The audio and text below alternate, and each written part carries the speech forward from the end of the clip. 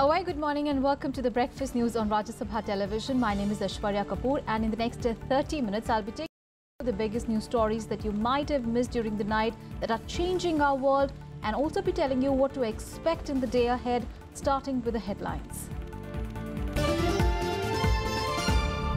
21-point joint declaration to combat terrorism at G20.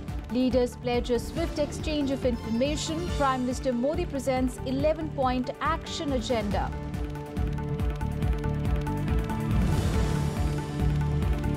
Supreme Court restrains IITs from conducting further counselling and admitting students on basis of IIT-J 2017 results.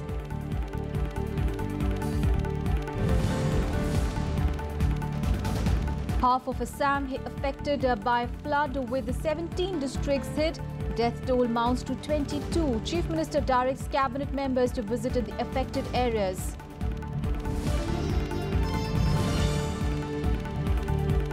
India take on South Africa in the ICC Women's World Cup today in quest for a semi-final spot. India are at the second position in the points table.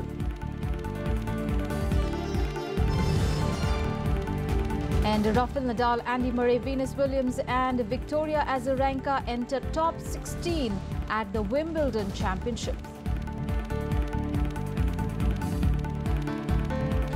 G20 summit in Hamburg is our top focus this morning. Prime Minister Narendra Modi here named Pakistan-based terror groups Lashkar-e-Toiba and Jaish-e-Mohammed and said that some countries were using terror as a tool to achieve political objectives. He also urged the G20 members for deterrent action against such nations. He equated LET and JEM with the Islamic State and Al-Qaeda, saying that their names may be different, but their ideology was the same. In the presence of world leaders, Prime Minister Narendra Modi said that international response to terrorism has been weak and said more cooperation was needed to fight the menace. He also presented an 11-point action agenda that includes suggestions for the exchange of lists of terrorists among the G20 nations, easing and expediting of legal processes like extradition, and taking concrete steps to choke funds and weapon supply to terrorists. The Prime Minister also reiterated India's resolve to implement the Paris climate deal. Terrorist franchise, terrorist financing, safe haven तथा उनके sponsors के विरुद्ध G20 देशों को एकजुट होकर सुदृढ़ तथा सशक्त कार्रवाई करनी होगी। एशियाई तथा यूरोपीय समाजों की सुरक्षा को इससे खतरा तथा अफगानिस्तान पर इसका बढ़ता प्रकोप एक गंभीर संकट है। गल्फ तथा पश्चिम एशिया में तथा नॉर्थ कोरिया को लेकर पूर्वी एशिया में बढ़ती हुई जियो पॉलिटिकल टेंशन चिंता का विषय है। पेरिस एग्रीमेंट के अंतर्गत सहमति को इंप्लीमेंट करना अनिवार्य है। भारत क्लाइमेट एग्रीमेंट को लेटर तथा स्पिरिट में इंप्लीमेंट करेगा। So terrorism topped the agenda at the G20 summit, with all the leaders pledging a joint crackdown on the global scourge, saying that all the terror safe havens must be eliminated in every part of the world.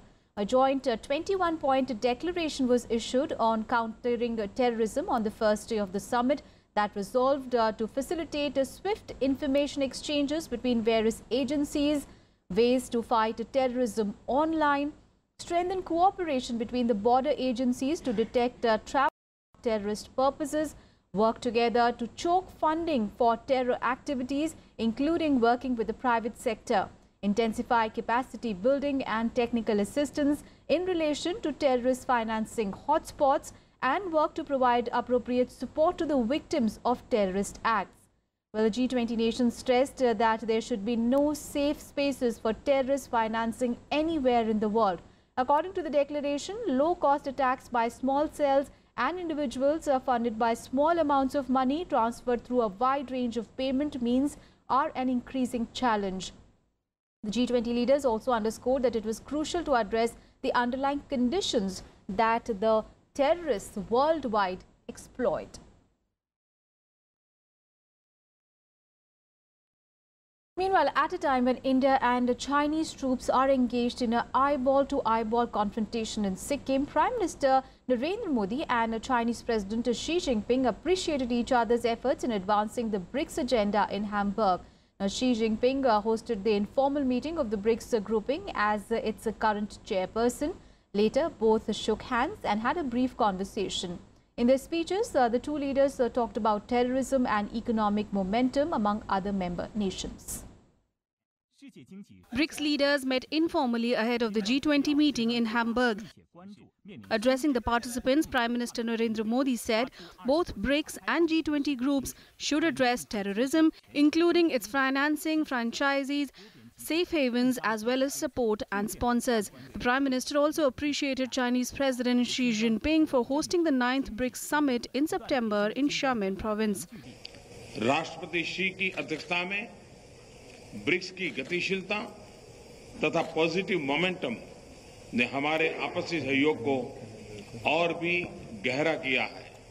Speaking immediately after Prime Minister Modi, Chinese President Xi Jinping appreciated India's strong resolve against terrorism and its social and economic development. He also praised the momentum that BRICS had acquired under India's chairmanship and through the outcomes of Goa summit in 2016. It will, however, be interesting to see if this appreciation translates into actual bilateral interaction between the two countries, who are locked in a standoff over boundary issues in Sikkim.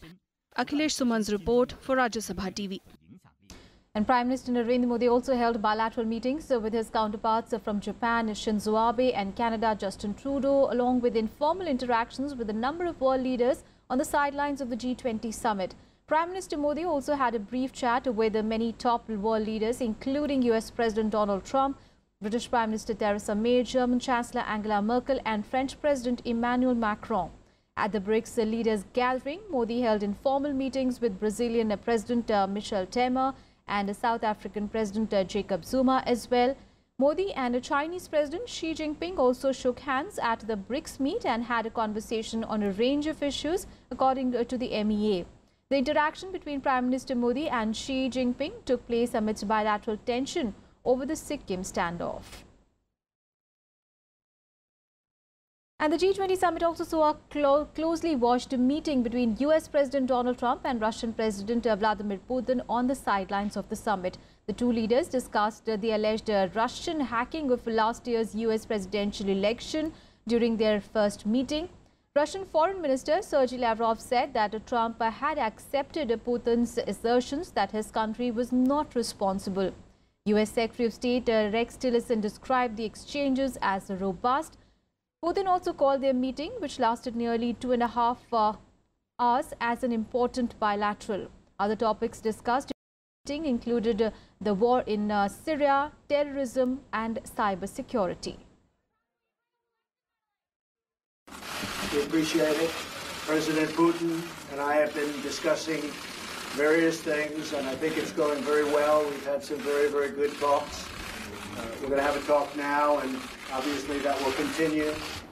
But we look forward to a lot of very positive things happening for Russia, for the United States, and for everybody concerned. And it's an honor to be with you. Your Excellency, Mr. President, we spoke over the phone with you several times on very important bilateral and international issues. Well, phone conversation is never enough, definitely.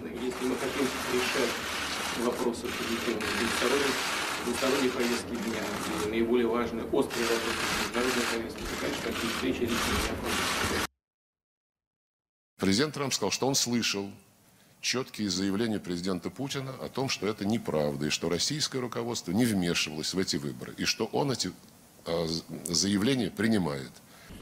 The president opened the meeting with President Putin by raising the concerns of the American people regarding Russian interference in the 2016 election. They had a very robust and lengthy exchange on the subject.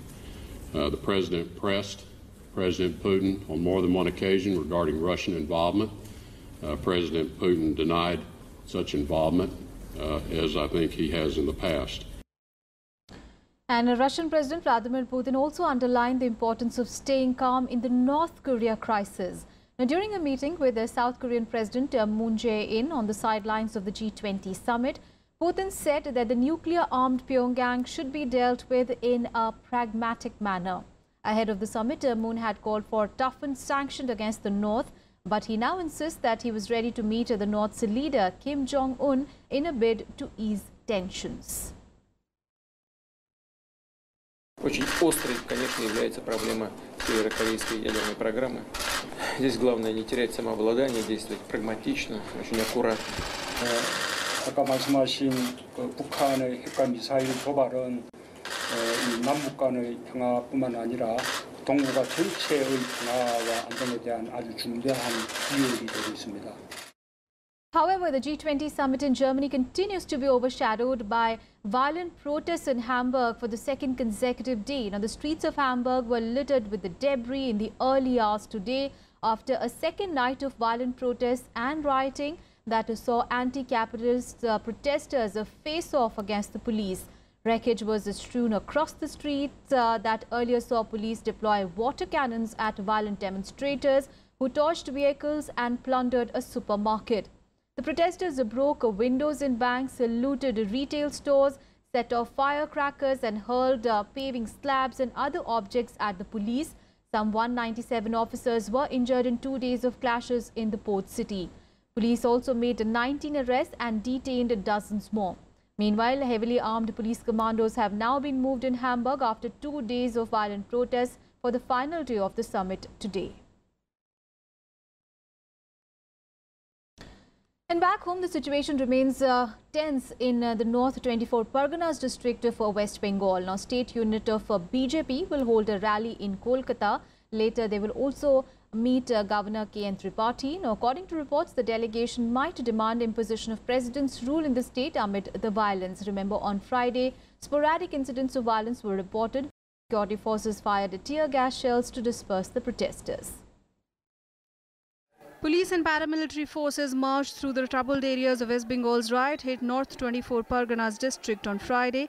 Even though the state government said the situation was under control in Baduria, Swarupnagar, Deganga and Basirhat areas, some sporadic incidents of violence were reported. Security forces fired tear gas shells to disperse protesters. Delegations of the Congress, left parties and the BJP were not allowed to go into the violence-hit areas. The police stopped them from doing so. Even the police administration in Bengal now has declared such a situation that they don't have the courage to reach out to the affected areas and give solace to the affected people. And that's why they have just cordoned off the areas. আমাদের উদ্দেশ্য সেখানে কোনো উত্তেজনা তৈরি করা নয়। আমাদের উদ্দেশ্য সেখান থেকে কোনো রাজনৈতিক ফায়দা তোলা নয়।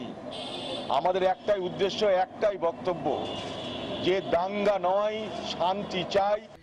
It is not the peace in West Bengal that she's looking at.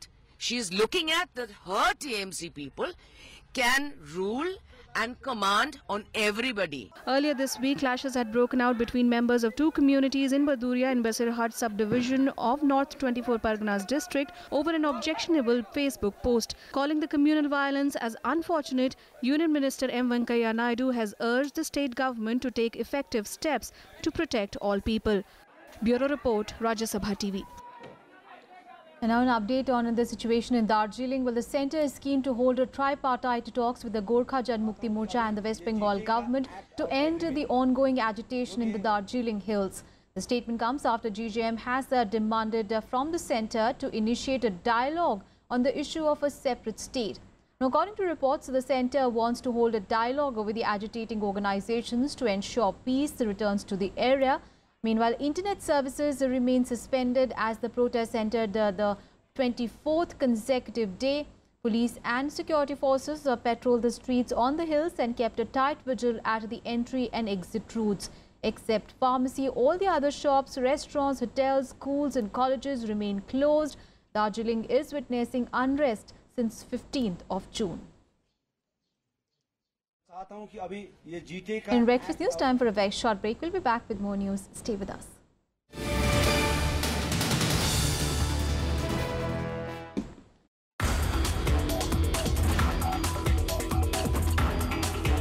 hydroelectric cell has been invented by us in India. It is internationally recognized, accepted, and it's a low cost, which is non-toxic. It does not use any of chemicals in it. Besides this, it's a portable, can be used anywhere, anytime, day, night. Watch Eureka with Dr. R.K. Kotnala, Chief Scientist at National Physical Laboratory, Delhi, only on Rajya Sabha television.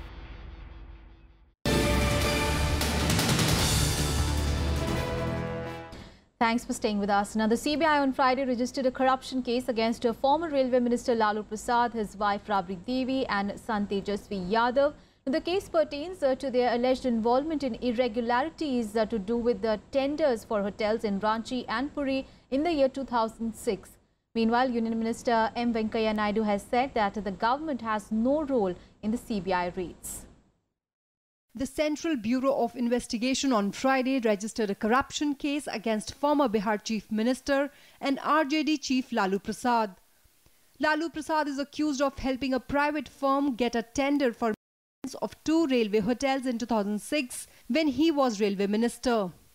Also named in the CBI case are Lalu's wife Rabri Devi, his son Tejasvi Yadav, former MD of Indian Railway Catering and Tourism Cooperation and directors of private firms.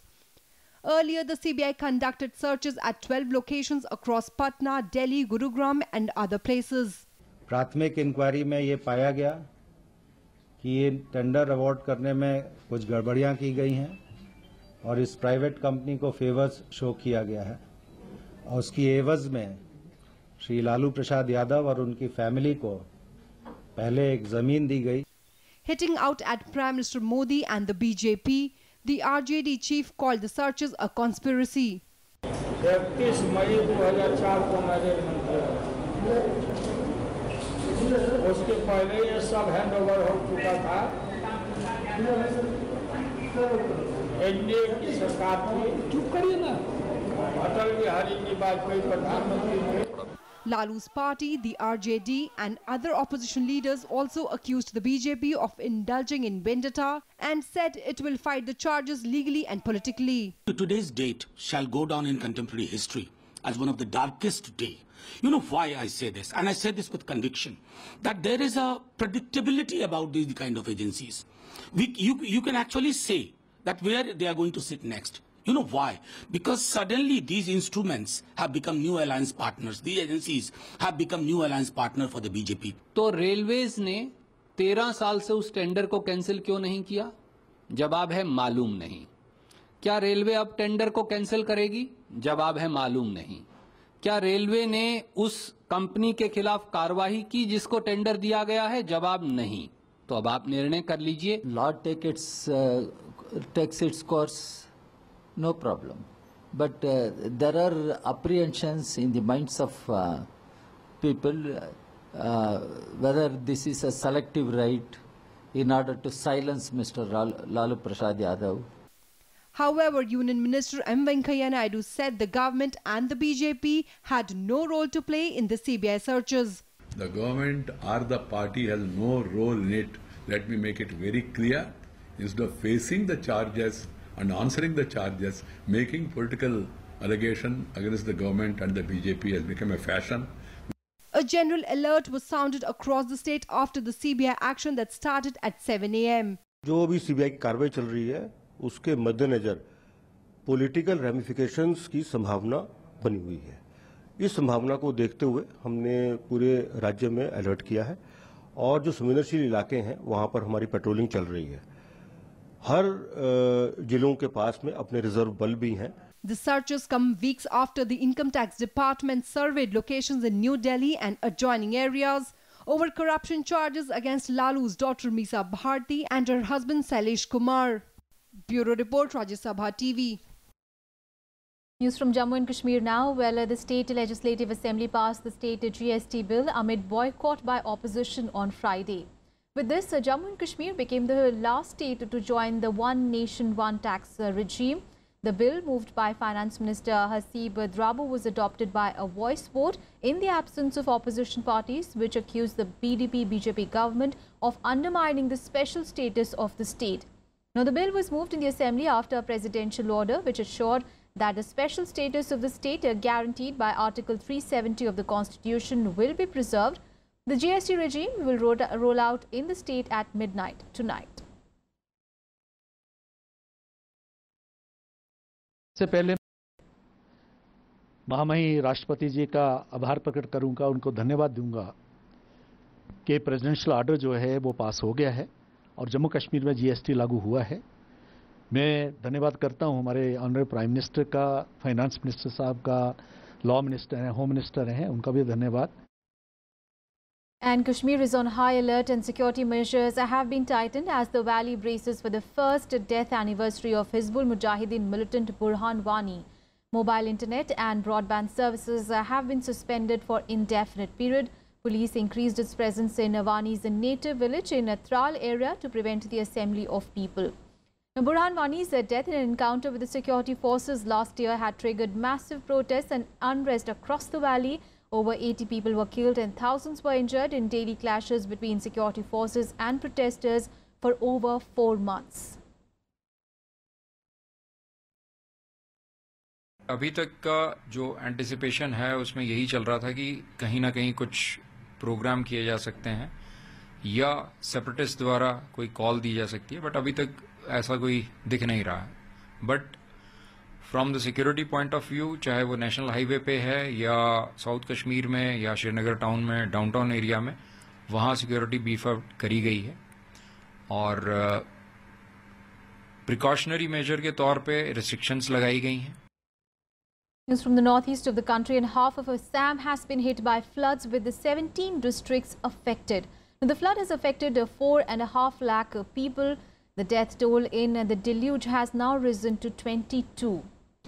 Now, Karimganj in Barak Valley is the worst hit district with 1.61 lakh people affected, followed by Lakhimpur, and 181 relief camps and centers have been set up in 11 districts. The Brahmaputra is flowing above the danger mark in Jorhat, Sonitpur, Golpara and Dhubri districts.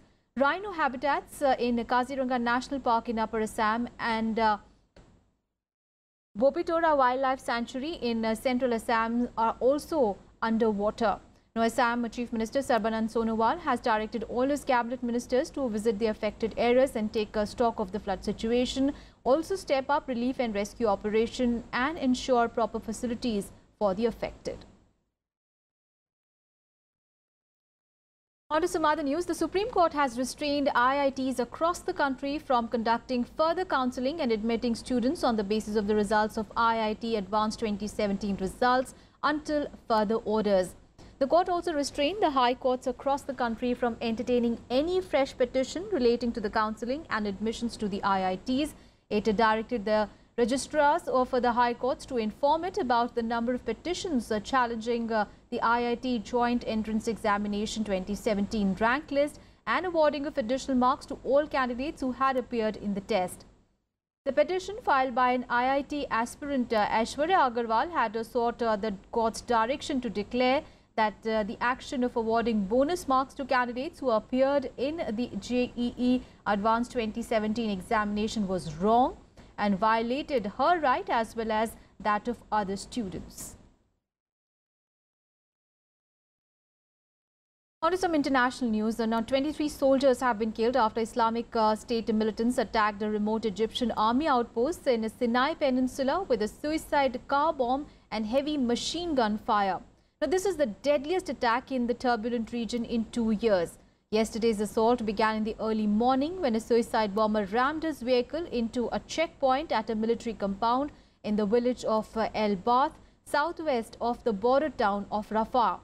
Now, dozens of masked militants then descended on the site in 24 Land Cruisers, SUVs and opened fire on the soldiers with machine guns. Now, the shooting lasted nearly half an hour. The troops at the compound were estimated to have numbered about 60. The coordinated attack suggested the Sinai-based militants are among the region's most resilient after Islamic State in Iraq and Syria where the so-called caliphate is now witnessing its demise. On to some sports news now, and India continued its fine run at the 22nd Asian Athletics Championships, winning 4 gold medals so far on the rain-hit second day of the competition. It was a brilliant day for Indian quarter-milers at the Asian Athletics Championship on Friday, where the national champions Mohammad Anas and Nirmala winning gold in the men's and the women's 400-meter events. Now, middle distance runners added to India's gold medal tally on day 2. While Chitra Piyu won the women's 1500 meters race, Ajay Kumar Saroj finished first in the men's race, qualifying for the World Championships in August. Now, Anas and Nirmala had earlier qualified for the Worlds. And in cricket, India take on South Africa in the ICC Women's World Cup today and will look to continue their winning run after winning all the 4 matches so far in the tournament. Now, South Africa are currently 5th in the points table, while India are 2nd. India are in a good form in the ongoing ICC Women's World Cup 2017, and they now take on South Africa today. They have so far registered 4 wins in 4 games and are placed as number 2 in the points table. On the other side, South Africa will be looking to gain momentum back in the tournament. They are in the 5th position. News from Wimbledon, and Rafael Nadal, Andy Murray and Roberto, along with Venus Williams and Victoria Azarenka, they have reached the top 16 of the championship. Rafael Nadal stormed through the 3rd round on Friday with a straight sets victory of 6-1, 6-4, 7-6 over Karen Khachanov. Andy Murray came through a thrilling encounter against Italian showman Fabio Fognini to book his spot in the 4th round. Spain's Roberto Bautista Agut also reached the 4th round. Meanwhile, veteran US tennis player Venus Williams saw off the challenge of Japanese teenager Naomi Osaka in the 3rd round. The American made a break of serve in the 2nd set to win the match 7-6, 6-4. Along with Williams, Victoria Azarenka also extended her Grand Slam comeback into the 2nd week by beating Heather Watson 3-6, 6-1, 6-4. That's all in this edition of news. Thanks for watching.